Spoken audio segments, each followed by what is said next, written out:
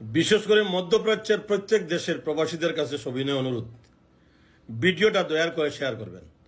আমাকে ভাইরাল করার জন্য নয়, আমাকে পরিচিতি করার জন্য নয়, এবং আমি আল্লাহর কসম খেয়ে বলছি, আমি এইসব ভিডিও বাড়িয়ে থেকে কোনো ধরনের ইনকাম টিনকাম এগুলো চিন্তা করি না। আমি আমার দায়িত্ববোধ থেকে এই ভিডিওর মাধ্যমে, ফেসবুকের মাধ্যমে চেষ্টা করি প্রবাসীদের সমস্যার সমাধান করার জন্য। তাই মিডিল ইস্টের সকল প্রবাসীদেরকে বলছি, জীবনে অনেক ভিডিও শেয়ার করেছেন, এই ভিডিওটা শেয়ার করবেন আপনাদের প্রয়োজনে।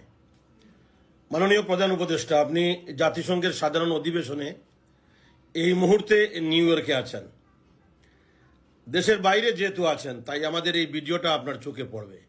মাননীয় প্রধান উপদেষ্টা, প্রবাসীদের পক্ষ থেকে আমরা শুভেচ্ছা এবং অভিনন্দন জানাচ্ছি আপনার জাতিসংঘের এই মিশন ভিশন যেন সফল হয়।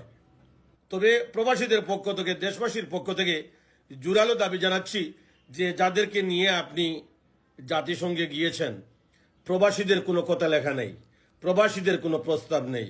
যে সংস্কার করেছেন, বিভিন্ন সংস্কার, প্রবাসীদের নিয়ে কোনো সংস্কার হয় নাই, প্রবাসীদের নিয়ে কোনো কমিশন হয় নাই, প্রবাসীদের নিয়ে কোনো প্রস্তাব হয় নাই, প্রবাসীদের নিয়ে কোনো মেগা বাজেট হয় নাই, প্রবাসীদের নিয়ে কোনো মহাপরিকল্পনা গ্রহণ করেন নাই। অথচ এই প্রবাসীরা বাংলাদেশকে টিকিয়ে রেখেছে।